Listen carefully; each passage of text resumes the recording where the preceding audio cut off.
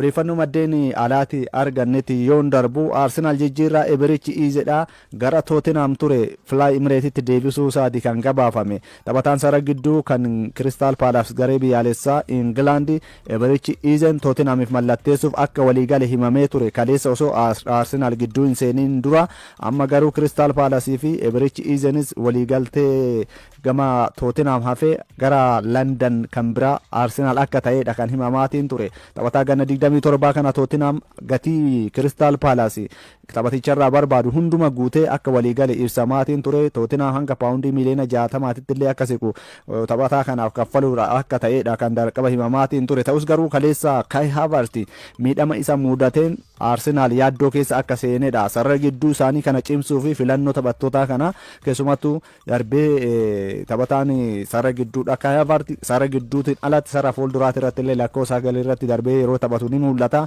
Amma inni miidhamuun ammoo garee Mikel Arteetaadha waggaa 21 booda waancadhaa fi wixxifataa jiru.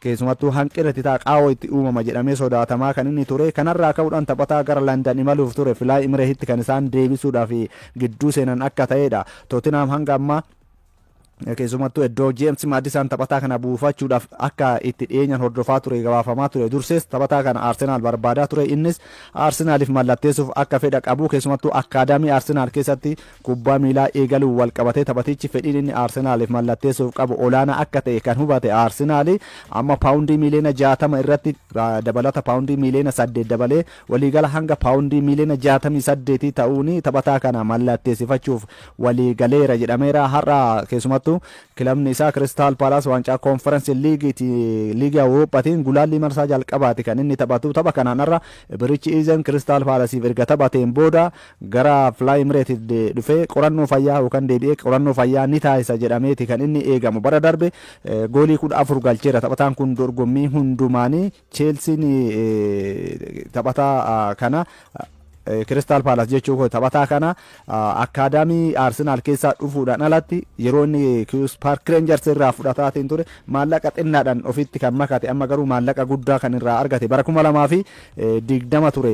Paawundii miliyoona 19 hin caalleen Crystal Palace kan Eberichi Ize mallatteessifatee waliigaltee hanga bara 2027 itti qaba. Ta'us garuu amma paawundii miliyoona 49 ta'u irraa buufateera Crystal Palace. Taphataa kanarraa jijjiirraa kanaaf keessumattuu ga'een daariktera ispoortiidha kan Arsenaal Andree Beertaa fi akkasuma hojii geggeessaa itti aanaa kan Arsenaal kan ta'e Tim Lewis olaanaa akka turedha kan himamaatiin jiru.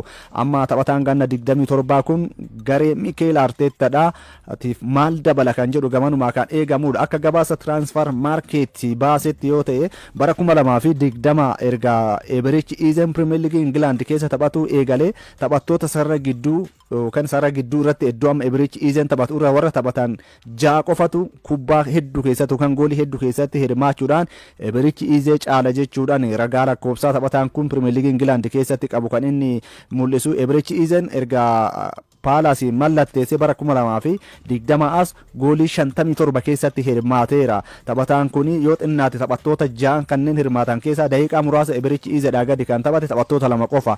Kevin De Bruyne fi Cole Palmerin alatti hedduun isaanii ammoo daqiiqaa hedduu Eberichi Izeedhaa ol taphatanii jiru. Kevin De Bruyne fi Cole Palmerin ala kan ta'e waliigala waggoota 5 darban 2020 as jechuudha.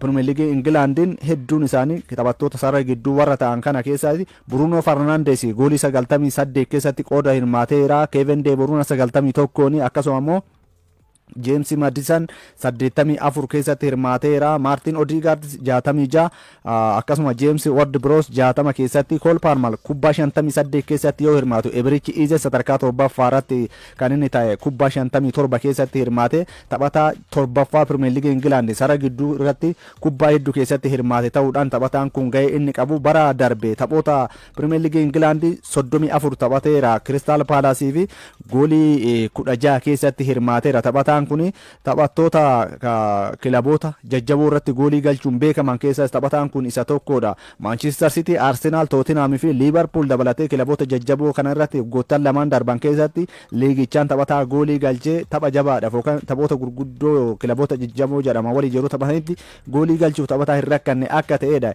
Birichi Izen sarara gidduutiin alatti sarara gara lakkoofsa 10 lakkoofsa 8 akkasumas immoo sarara qarqaraan bitaati irratti bahee taphataa danda'uudha taphachuu akka danda'edha. Kan himamaatiin jiru inumaayyuu iddoowwan garagaraa afur irratti taphachuu danda'a. Kanaan dura iddoowwan garagaraa afran kan irratti yoo xinnaate taphoota 20 ol taphateera taphataan kuni. Kanaaf amma Mikel Arteetaan filannoowwan iddoo garagaraati irratti taphataa kana yoo tariitii qaawwi uumame itti fayyadamuu akka danda'uudha kan himamaatiin jiru. Taphatichi keessumattuu Mikel Arteetaan abdii waggaa 21 booda deeggartoota Arsenaal waancaa Pirimeer Liigii Ingilaand walitti araarsuudhaaf kaayyeeffatee hojjetaatiin jiruuf ni dhugoomsa fi warra itti abdatan keessaa isa tokkodha. Ta'us garuu Tottenham taphataa kana dhabuun isaanii keessumattuu darbiin London daran kan dirree kubbaa miilaatiin ala amma gara jijjiira hitticee bara kana daranuu ho'uu akka danda'uudha himamaatiin kan jiru. Chelsea ammoo Julian Senso taphataan kun kan Brighton kan ture ergisaadhaan amma kilaba France Strasbourg mallatteesseera. Garuu bara 2000 hanga 31 taphataan mallatteesse kun waggaa tokkoon booda gara Chelsea akka dhufuudha kan himamaatiin jiru. Kilabni France kun abbaa qabeenyaa Chelseadha Todi Boyle jalatti kan jiru waan ta'eef taphattoota kanneen walirraa fudhachuudha kan isaan danda'anii. Kanaan wal qabatee hanga ammaatti taphattoonni Chelseadha gara 60 kilaba kanaaf taphataadha kan inni jiru. Julian Senson ammoo waggaa tokkoon booda Chelseatti akka dhufuudha kan himamaatiin jiru. Chelsea taphataa isaa kan biraa dargaggeessa umrii 22 Renato Vega paawundii miliyoona 26 Villarrealitti gurguruudhaaf akka waliigaleedha. Taphataan gana 22 kun qorannoo fayyaa akka taasisuudha kan himamaatiin jiru. Waliigaltee waggaa 7 mallatteessuudhaaf illee waliigalanii jiru. Har'a qorannoo fayyaa ni geggeessa jedhameeti kan inni eegamu. Bara 2024 ture paawundii miliyoona 12 qofaan Baazil irraa kan Chelseadhaan mallatteesse. Amma garuu Chelsea maallaqa paawundii miliyoona 26tti gurgurateera. Kana jechuun Chelsea bara kana yookaan immoo ganna kana taphattoota irraa maallaqni jijjiirraa yookaan gurguree argate paawundii miliyoona 200 fi miliyoona 51.7 gaheera.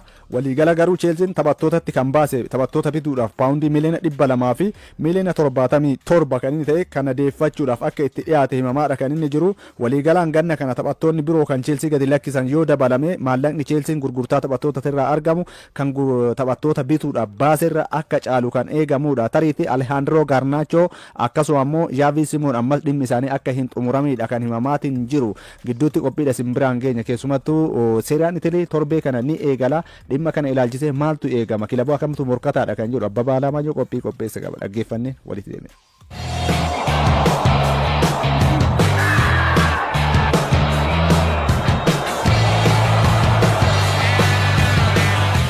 bara darbee liigota gurguddoo Awurooppaa shanan keessaa seereetilii qofatu tapha torbee xumuraa 38ffaan kilabiin shaampiyoon liigichaa ta'e adda bahe.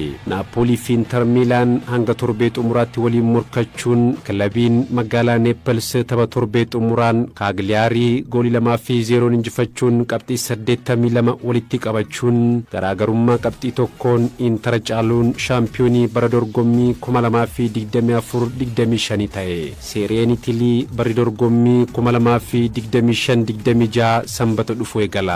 Bara dorgommichaaf kilaboonni danuu of cimsanii dhiyaachuuf jijjiirraa taphattootaan si'oominaan hirmaataniiru. Kilaboonni hedduu ammoo leenjistoota isaanii waliin gargar bahuun leenjistoota haaraa qacaraniiru.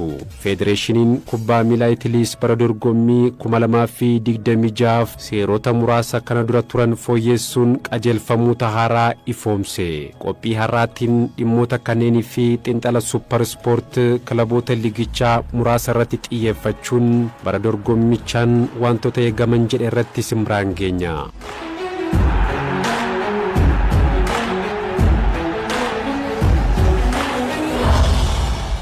Atalantaan bara 2016 eegalee leenjisaa Giampiero Gasperini leenji'aa bajeta muraasan kilaboota liigichaan bajeta olaanaan socho'an AC Milan, Napoli, Inter Milan fi Juventus waliin liigichaan waancaaf morkachuu bira darbee walittaansee Champions League Awurooppaa fi waltajjii Awurooppaa irratti hirmaachaa jira. Bara darbee sadarkaa sadaffaan kan xumure Atalantaan turtii waggoota 9 booda leenjisaa Gasperini waliin gargar bahuun leenjisaa lammii Krooshiyaa Ivan Juric bakka buusuun boqonnaa haaraa eegala. Giampiero Gasperiniin waliigalaan taphoota 438 Atalantaa dursaniiru. Kana keessaa taphoota 228 injifachuun 101 qixa bahan. Turtii isaaniitiin waancaa liigii Awurooppaa tokko shaampiyoonii ta'aniiru. Waancaan kun ammoo Atalantaaf waggoota 61 booda kan argamedha. Leenjisichi gareen ijaaran kilabootaaf yaaddeessaa ture. Atalantaan waggoota darban taphaawwataa taphachuu fi goolii hedduu kilaboota irratti galchuun mallattoo kilabichaati.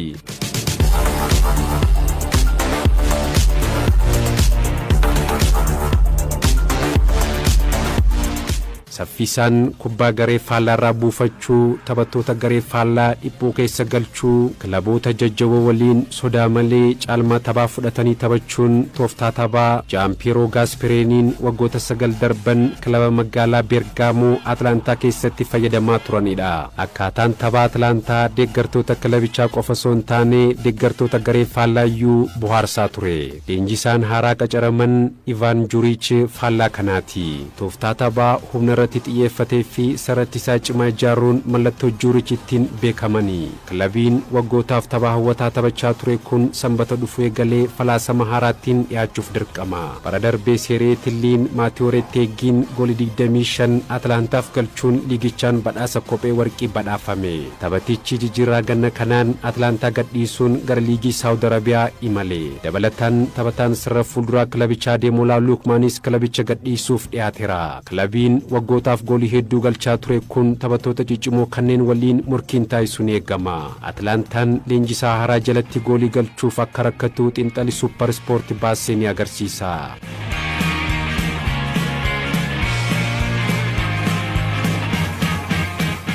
Shaampiyooniin bara 2022 AC Milan bara dorgommii darbee barichaan ga'umsa gadaanaa mul'isuun sadarkaa 8ffaan xumuruun hirmaannaa waltajjii Awurooppaa sun argatiin hafe.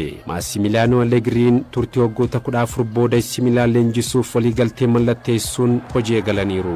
Allegriin kaayyoon isaanii jalqabaa AC Milan gara hirmaannaa Champions League Awurooppaatti deebisuu akka ta'e dubbataniiru. Kilabichi taphattoota murteessoo kilabichaa turan Tijani Reinders, Theo Hernandez fi Malik Thiav kilabootaaf gurgure. Sarara gidduu irratti taphataa muuxannoo guddaa qabu Luka Modric dabalatee Ardoon Jaasharii fi Samuel Riki mallatteessifate. Itti sararatamuu Kooni di Winters fidate. Akka gareetti daran of cimsuu qabna kan jedhan leenjisaan kilabichaa Massimiliano Allegriin salphumatti gooliin nurratti galaa jira, kana fooyyessuun dirqama jedhan.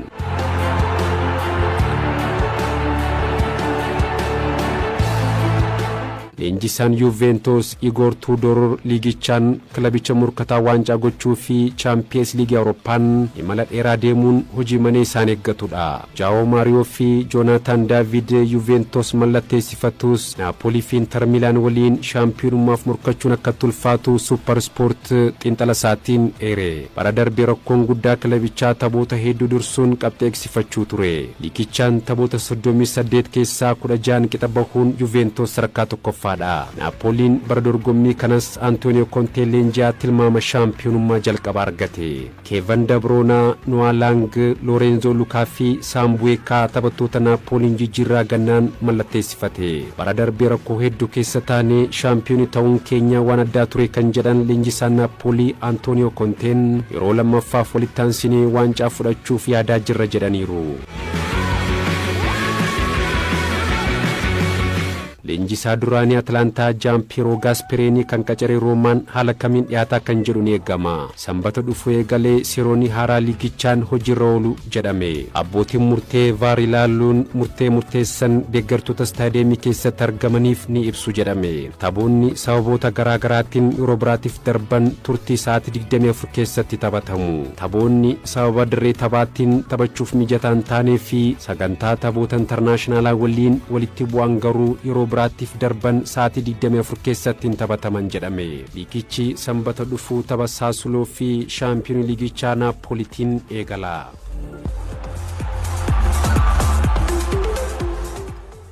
walitti deebineerraa AC Milaan keessumattuu ergisaadhaani Rasmus Hojlund mallatteessifachuuf yaada kanaan dura barbaadaa ture dhiisee amma Victor Boniface mallatteessifachuuf akka walii gale kan himamaatiin jiru. Manchester United paawundii miliyoona 72 mallatteessee amma iddoo taphaa argachuudhaaf rakkataa jira kan jedhame Hojlund dhimmi gara AC Milaan akka goolabameedha kan himamaatiin jiru.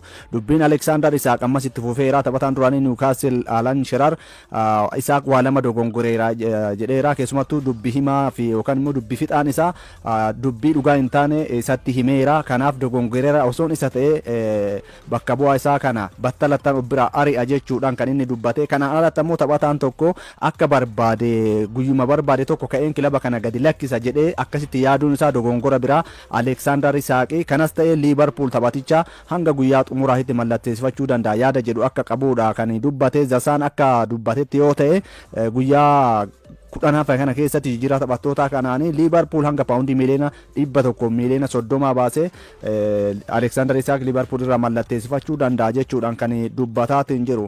Keessumattuu liigota gurguddoo Awurooppaa keessaa jalqaba akkuma kaasee Serie A Italy sanbata yoo eegalu Bundesliigaan Jarman ammoo boru kan inni eegalu Bayern Munich RB Leipzig waliin taphata. Liigiin Firaansis boru eegala. Shaampiyoon dorgommichaa PSG Angers waliin kan isaan boru taphatu.